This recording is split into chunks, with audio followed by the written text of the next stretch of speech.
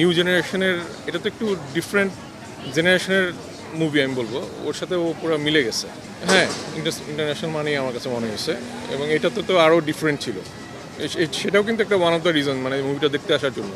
কারণ প্রথমেই ওর যে লুকটা ছিল, যে মানে চুলগুলো বড় বড় করে করে, ওইটা খুবই মানে সবার মানে দৃষ্টি আকর্ষণ করছে।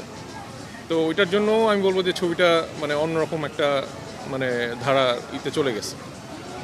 আর ওভারঅল আমি বলবো যে শাকিব খানের সাথে যে আরেকজন অ্যাক্টিং তো বরাবর শাকিব খানের ফ্যান্টাস্টিক। এই জনরা আমি বলবো যে হ্যাঁ, ও পুরোপুরি মানে একদম মানে নিউ জেনারেশনের, এটা তো একটু ডিফারেন্ট জেনারেশনের মুভি আমি বলবো, ওর সাথে ও পুরো মিলে গেছে।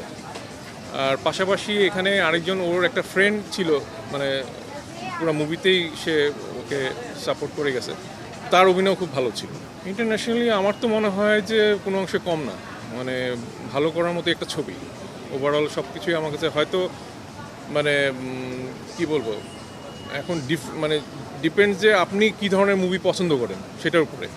এখন আমি যেহেতু মিউজিক পছন্দ করি, হয়তো আমার কাছে সেই মানের মনে হয়েছে। এখন যারা হয়তো মিউজিক লাভার না বা অ্যাকশনধর্মী ফিল্ম বেশি পছন্দ করে, হয়তো তাদের কাছে আবার এটা হয়তো নাও সেই মনে হতে পারে।